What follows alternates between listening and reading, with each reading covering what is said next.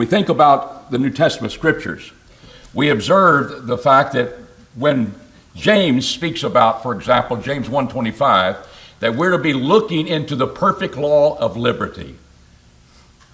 A law of liberty? Liberty and law?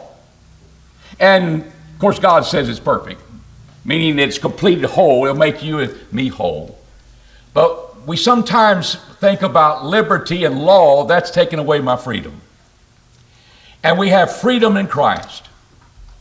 And there's some interesting things that we see in these requirements that we have, that if we just stay with it, it will bring forth happiness, because it'll bring forth a sense of well-being, because we're doing what's right in the sight of God, who is wise.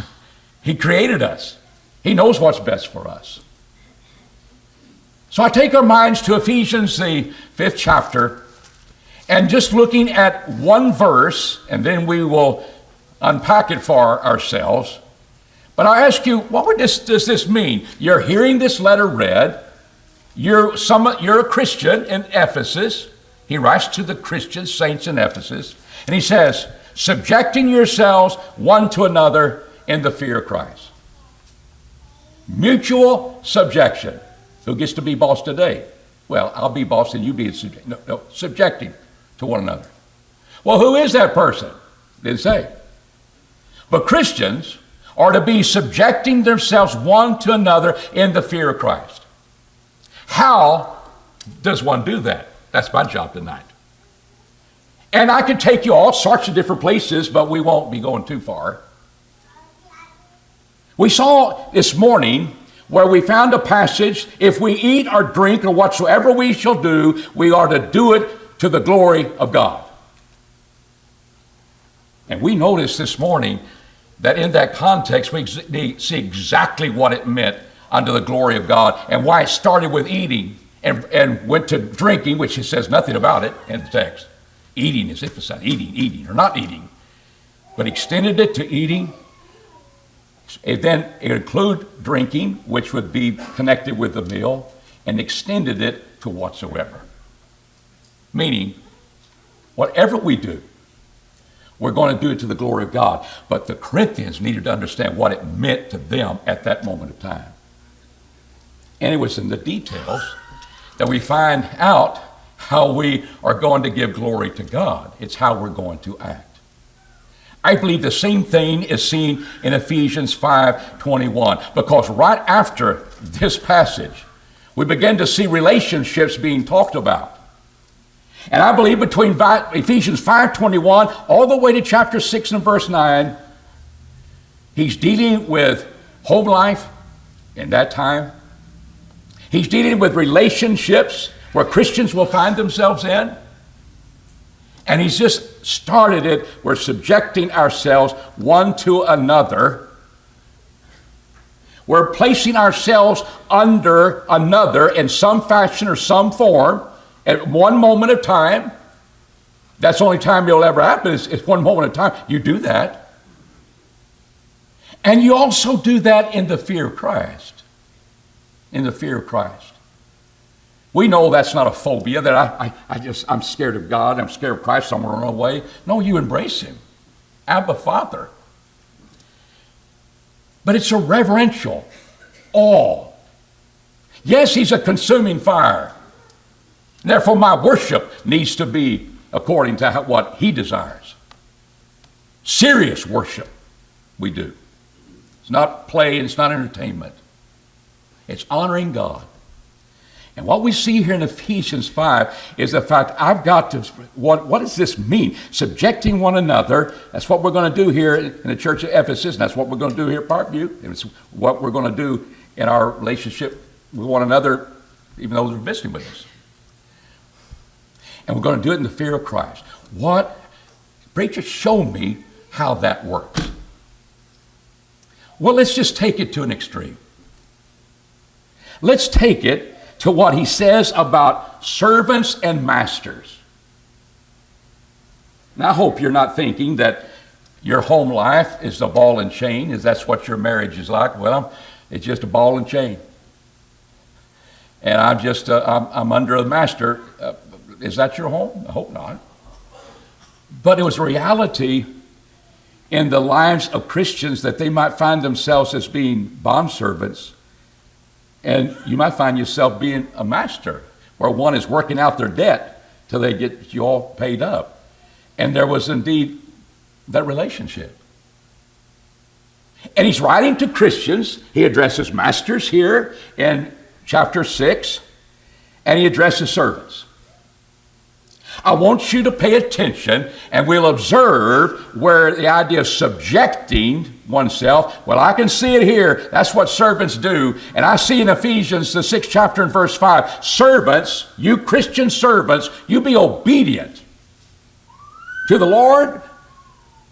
Well, yeah, but you're going to be obedient unto them that are according to the flesh, are your masters. They don't hide it. They don't bemoan it. They're going to rise above the circumstances. And here is a servant that's going to be obedient. And he's going to do that with fear and trembling. Yeah, I fear him. But maybe I fear Christ. And I'm going to bring myself, because I have no choice. But how I do that, I'm going to be obedient unto that master. And I'm going to do that with reverence for God. And this is how I'm going to do it. Verse 6 and 7, if you have your Bibles, read it with me. That's not in the way of eye service as men pleasers.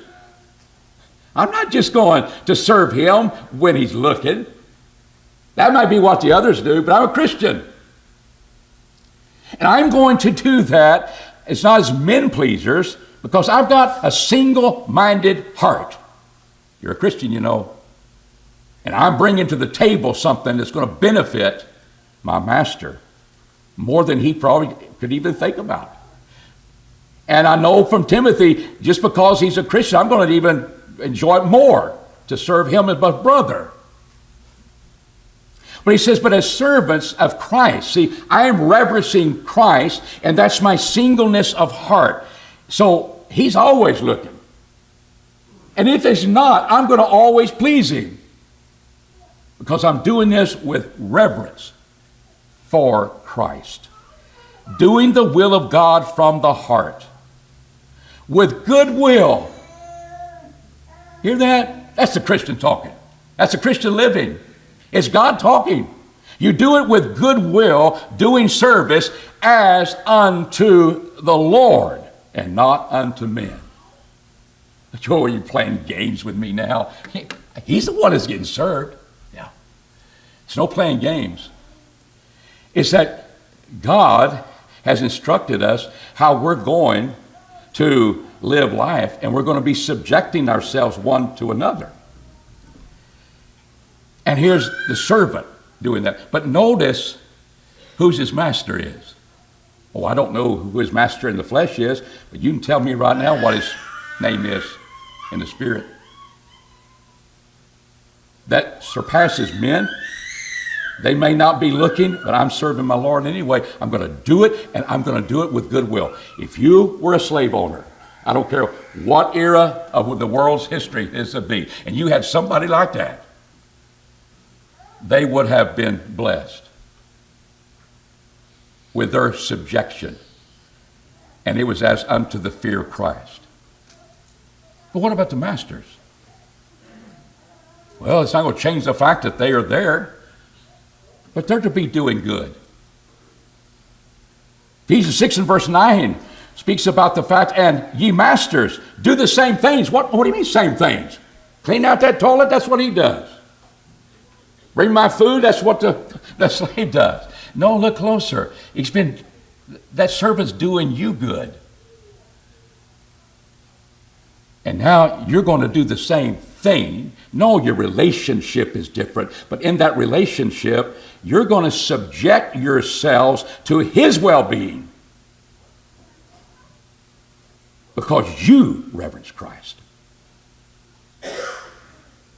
And so, verse 9, we just put together, it says that whether it's unto the master, do the same things unto them and forbear threatening. That'd be good.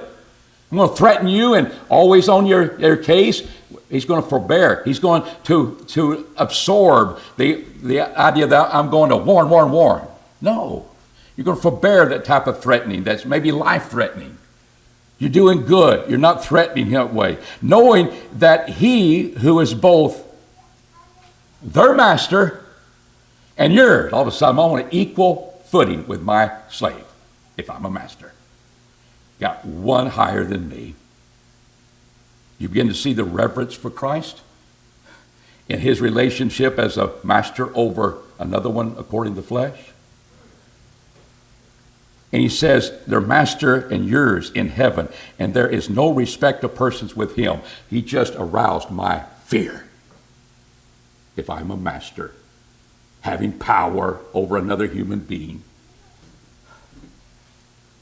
And realize subjection may be not like we usually think that's a servant. We know what that's like. But we know what they do, and the master is doing that person good as well. Because indeed, there is a respect, a reverential respect for the master in heaven, and there's no respect of persons. He doesn't care how many slaves you had or how much money and property you have or who you are in the community. That's why fearing Christ becomes a very important part in these relationships and why he can speak about subjection. Because, see, in a sense, the master is bringing himself, arranged himself under what would be good for that person. That I'm going to forbear doing things that other masters might do. I'm subjecting myself to his well-being.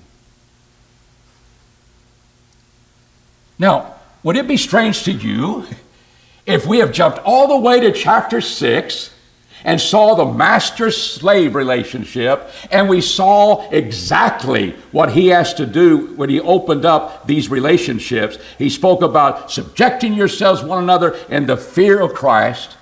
Could it be that he's doing this even when we're speaking about the relationship in the home? Yes. And realizing we both have the same master. And I want to do good so I can receive again from the Lord. And all of a sudden, the master-slave relationship might not be exactly what you want, but it's bearable in Christ. And they're subjecting themselves one to another at the same time. I want us to see that kind of subjection. Well, let's just go back to the first. And what you're going to see is a pattern. You might be sitting there saying, well, I will subject myself to that husband if he treats me right. Talk to him first. Did he talk to the master or the slave first when he spoke about subjection? Read your letter. And as it was read, that wasn't there. And every place in the New Testament where you find the relationship between the husband and wife, the slave, master, children, the one doing the subjecting, which we usually say that's what subjection is, will always come first before he speaks to the one that has headship and power. Why is that? Because it's not the way we usually think about things. You talk him, he'll be all right, I'll be okay. And I will subject to him. As if he doesn't treat you right, then you're out. You don't have to submit as what the letter said. No, you got to do that. But see, you're subjecting yourself to him as unto the Lord. He just got in the way and got blessed. That's Christianity, following the teachings of the Lord. And let's see what the mutual subjection looks like. Oh, you're going to be in subjection to your husbands. Your husband, I hope you don't have a plurality of husband, that's another subject. But Ephesians 5:22, we find that the wives are to be in subjection to your own husbands. They're plural, that's individual application. But they're doing that as unto the Lord. As unto the Lord. And if you thought, well, it's kind of 50% in our family. I get my way 50% of the time, he gets his way 50% of the time, and that's what I mean. No, you're to be in subjection in everything. Verse 24. In everything. And so we realize that can get harsh. And it can be very difficult. But it's never based upon what somebody does to you. Here you are, a Christian, and this is what it's going to be. And guys, you have a woman that you're planning to marry, and you have one like that. It's a Christian, and she's living like a Christian. That's a pretty good woman to have. Because she's going to submit, realizing you have the headship, and she'll do that. And she realizes she has a pattern. As the church is subject to Christ in everything, can the churches go around and say, well, I'll pick that one, I'll pick this one, we'll do that one, I don't have to do that. Jesus is head, and he rules everything.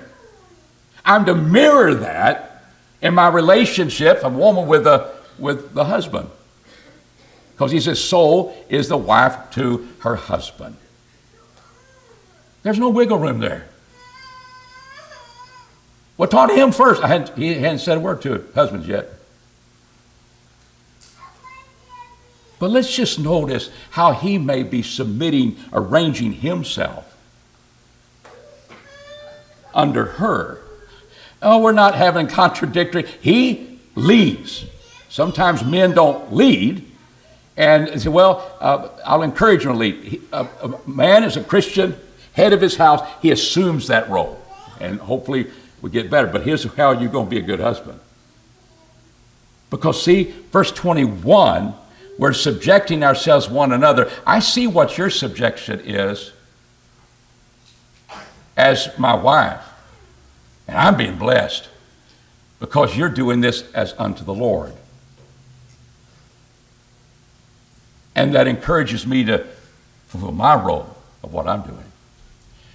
Well, husbands, what are you doing? I've already seen Ephesians 5:23. You told my wife, I am the head. I don't work up to it. That's what it is.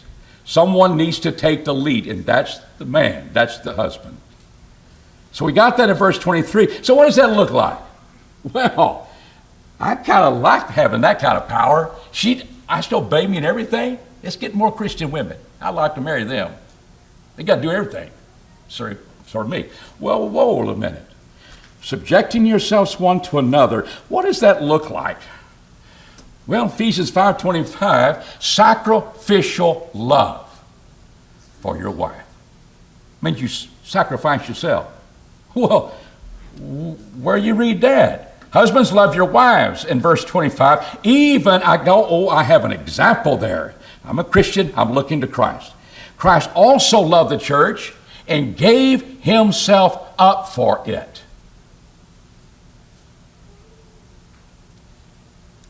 Was that money? It bankrupted him. He gave his life. He gave himself, and here was the goal, that he might sanctify his bride, the church. How was it set apart? Having cleansed it by the washing of water with the word, the gospel of Christ and his death and resurrection.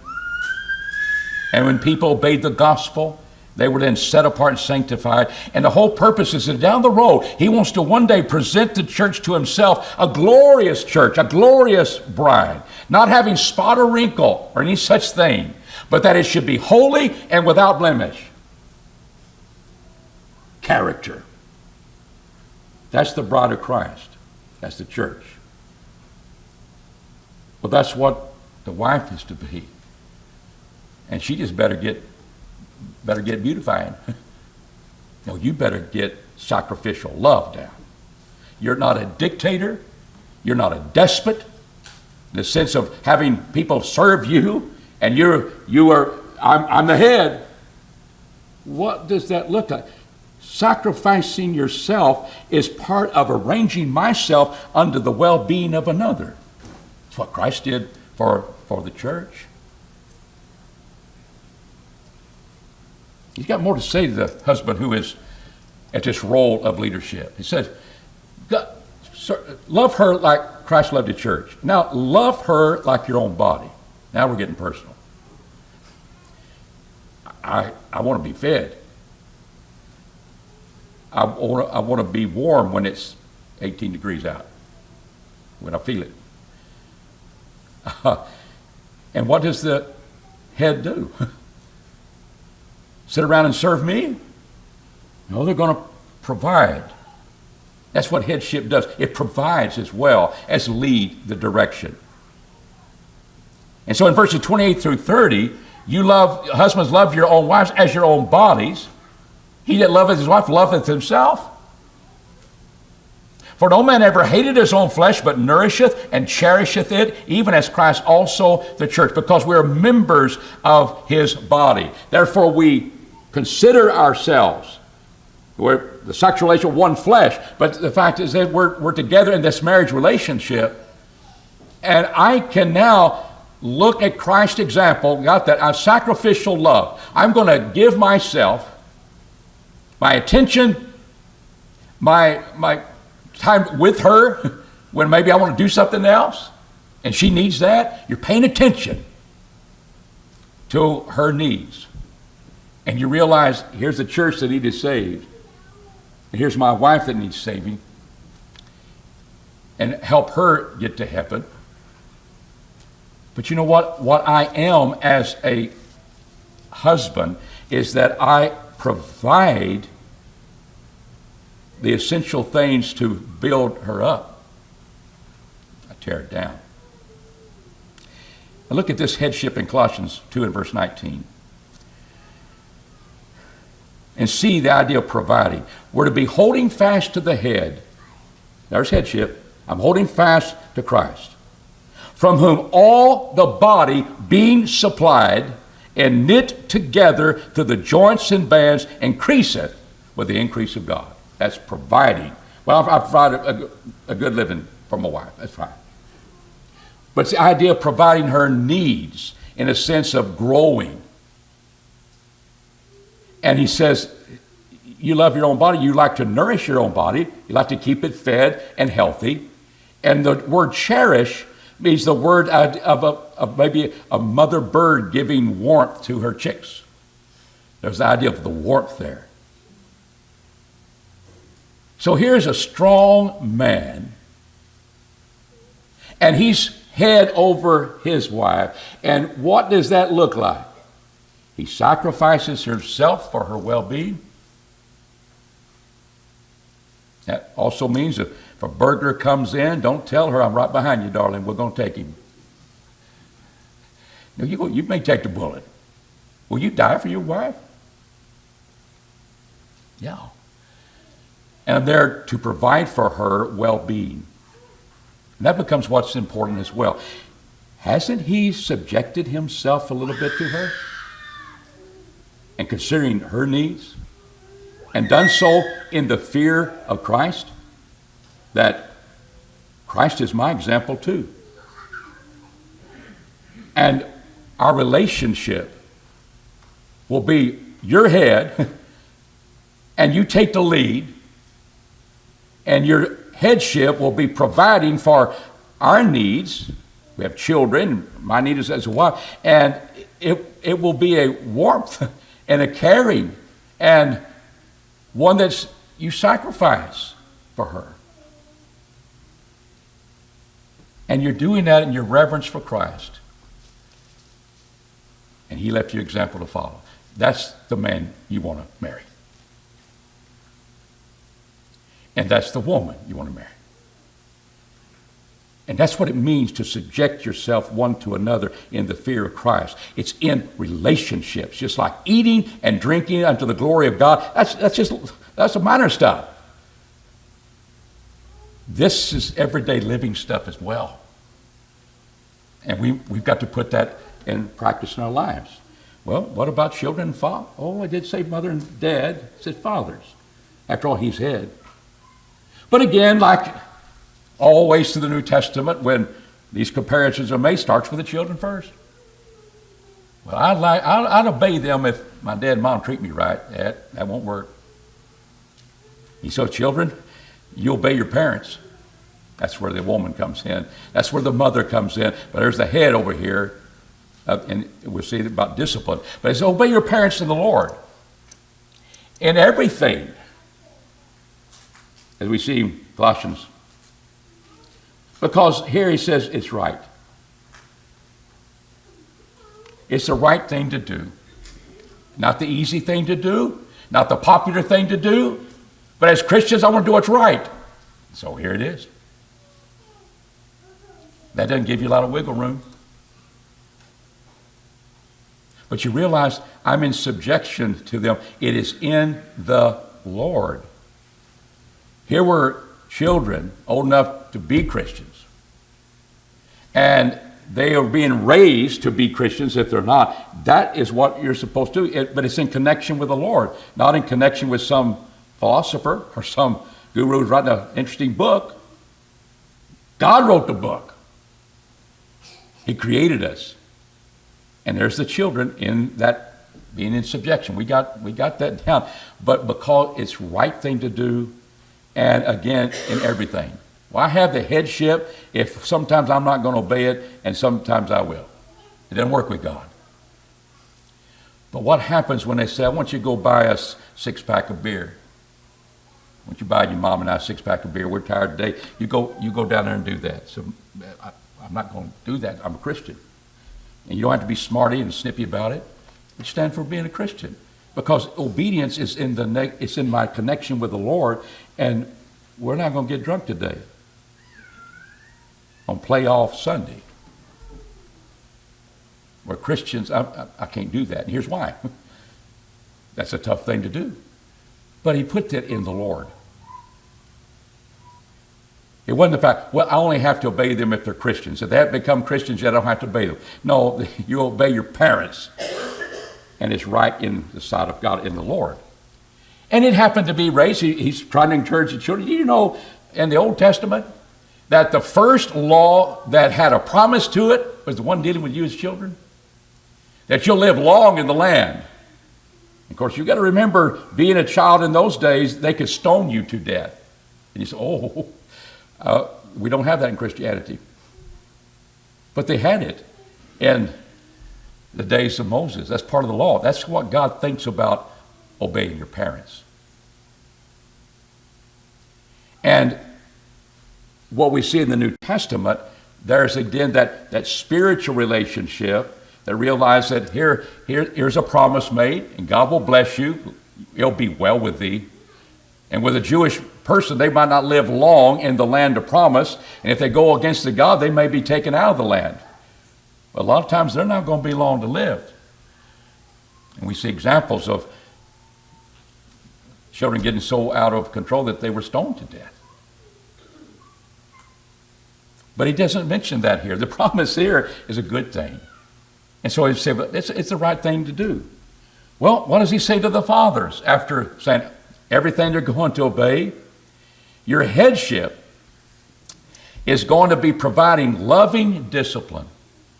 Now that's something that from a heart of love that says I'm seeking their well-being, not my grievance being solved. They embarrass me, so I'm going to embarrass them. It has nothing to do with that. Love is seeking the well-being of another. And you are growing to be grown up enough to consider the discipline to meet that. Because what happens, as we see in Colossians 3:21, is that sometimes, he said, you don't want to provoke them to wrath. You discipline without provoking them to wrath. I've never had a spanking that I liked. Did you have one? Oh, that's wonderful. I was mad sometimes. I learned, don't be mad, you get some more. So they beat that out of me. But the sort of thing is that what's wrath? Well, Colossians 3:21 says discouragement. That's your wrath. That's terrible to be that way. That may be inconsistent discipline. One moment it's that way, another moment it's got this harsh treatment. Sometimes they don't even say anything about it. You know, maybe the standard is not good anymore. They don't know which way. Is he going to be mad or what's going to happen? And sometimes you'll be aroused to wrath because of discipline. And it's called discouragement. Well, there's the father. He showed who's boss. He's telling them how it's going to be. You disobey me, this is going to be the punishment. And didn't think about, was that going to be what needs to be at this particular time? And sometimes you have to be kind of inventive in things. And sometimes it's just doing the right thing. Used to be, so it goes back. It goes back when you had wooden floors and everybody liked it. I know we're back there now, okay? I've lived long enough. But I grew up with shag carpet. But as a boy, they had no linoleum. What is that? That's stuff that on your deal. But they had wooden floors, and I had to go back and take all the foot scratches my shoes did on people's wooden floors. When we went over there, can you imagine the preacher's family going over there and I scuffed up their floors? I had to go back there and get those scratches out. That's pretty good discipline. I didn't do that, kid. But he could just beat the fire out of me. They could have done that. They wanted me to see what that's like. It's kind of difficult to get them out, isn't it? And you'll learn things, but it's part of love.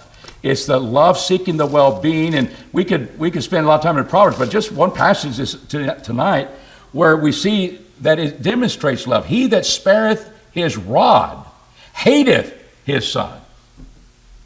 There's the corporal punishment. There's the rod of chastisement. It hurts. It's meant to hurt. But it's over. The crime's done. Here's the punishment. And here's where we say, what lesson are we going to learn from that? But he says, he that loveth him chasteneth him betimes, meaning often, consistently, when it's needed. And that means paying attention.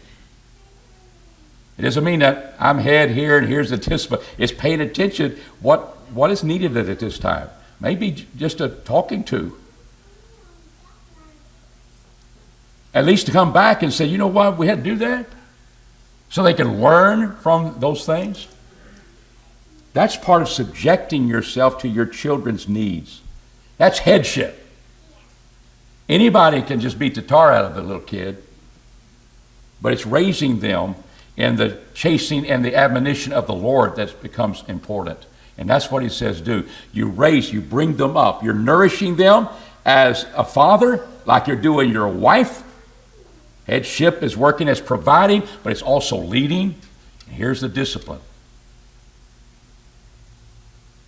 In Hebrews the 12th chapter, loving discipline is manifested by God. And here is the encouragement that we have. If we're going to say, well, I'm not going to discipline. I'll be their buddy and we'll have a good life. You could be the greatest friend that they have in growing up because they learned from this. And this is the discipline that God gives. All chastening seemeth for the moment to be what? Grievous. It's not joyous, but it hurts. It's grievous. It's hard. Yet afterward it yieldeth peaceable fruit unto them that have been exercised thereby, even the fruit of righteousness. And here's the second part. This is how we should respond to that if we're receiving the discipline. Wherefore, lift up the hands that hang down, and the palsied knees, and make paths for your feet straight. Learn the lesson, children. And a father, I got to make sure they get that. This is not saying, pity me, and somebody lift up myself. I've been disciplined. No, it's what you're doing, because we got to get your path straight, and we got you straight here. Here's the discipline. Make your path straight. He didn't say do that. God doesn't do that. He's already disciplined. You make your path straight, so you can heal the right way. And that which is lame is not turned out of the way, and rather it's healed. I was turned out of the way, and I'm going the way I want to. We took care of that. We got it back in line. Now you make your path straight according to that. That's the discipline. That's the reward of discipline. And it's just not showing power. It's showing direction. It's showing this is why this was unacceptable behavior. And the worst time to do that is when you're angry. In a sense of uncontrolled. How could they do that? That was so embarrassing. And that can happen. We feel that way. But we got to rise above that. Children are in subjection, yes. But fathers are too. In the fear of Christ. And I want to end with these relationships is to understand the context in which we find that. And I want to ask you, was it a joyous context? Or was it, oh, got to do this, got to do that. Here's requirements of this. We've heard a lot of requirements and give direction of how we can both be subjecting one another and still have our roles of husband and wife and children and parents. And they don't blur. But we go back verses now. What led up to this? Worship. Ephesians 5:18-19. What kind of worship? I had to listen to an hour sermon. Oh. Ooh. No. We're singing. If you're cheerful and you're joyous, sing. We do it in private in James. But we do it together, and there's the grace in our hearts. It's in a context in which we come from worship, and we're worshiping in song. And it also comes in verse 20, giving thanks always. That's a joyous occasion. I mean, giving thanks always for all things. You don't know what I'm going through in my life. Circumstances are not just real joyous around here, but you've known how to rejoice in the Lord because you're not governed by circumstances. You're governed by serving the Lord, and you can overcome all the difficult circumstances, even when slavery gets tough. Verse 18 and 19, worship. Very positive, joyous occasion. Give thanks always for all things. Next, as part of that worship, is part of how we ought to rejoice in the Lord always. Not bemoan our situation. Look beyond it. And I've got a wife, and I've got a husband, and I've got children, and I've got parents, and I've got relationships out here, maybe slave, master. And in the context of speaking about worship in song and giving thanks, he said, subject yourself one to another in the fear of Christ, and took us to the home life that you and I live in. And I'm suggesting to you, when you put God's word in practice, it will be a joyous occasion as well. When all the Christians are fulfilling their role according to Ephesians 5:22, right on through chapter 6 and verse 9. It's the practical way in which that verse is fulfilled, and it's in our homes. I hope you'll be developing that home. I hope you men, as serving as our husbands, you'll be head in a right and loving way, and wives will be there to support that, and they're going to submit to the decisions. That doesn't mean you can't deal with things. Someone may have talents here and talents there. You work that out. But at the core of that, you're looking to their needs. Like in 1 Peter 3, the husband is to honor the weaker vessel. He's to live with her according to knowledge. She needs the warmth. She needs the nourishment. She needs the consideration. And husband said, I just don't understand women. Well, you better get to understand your wife and make her experience one as serving God. The best that you can make that is she honors you as being the head in the family. It is a glorious concept, the family. And that's the family that's being torn down by men who think they have a better way of our existence. You'll never improve on this. Because at the end, it's a joyous relationship.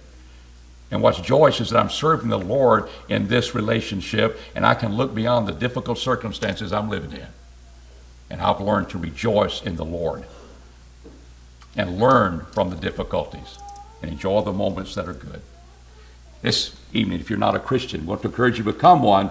These people were saints because they were sanctified by the blood of Christ, and they were members of the church that had been sanctified with the Word of God and water because they were baptized into Christ.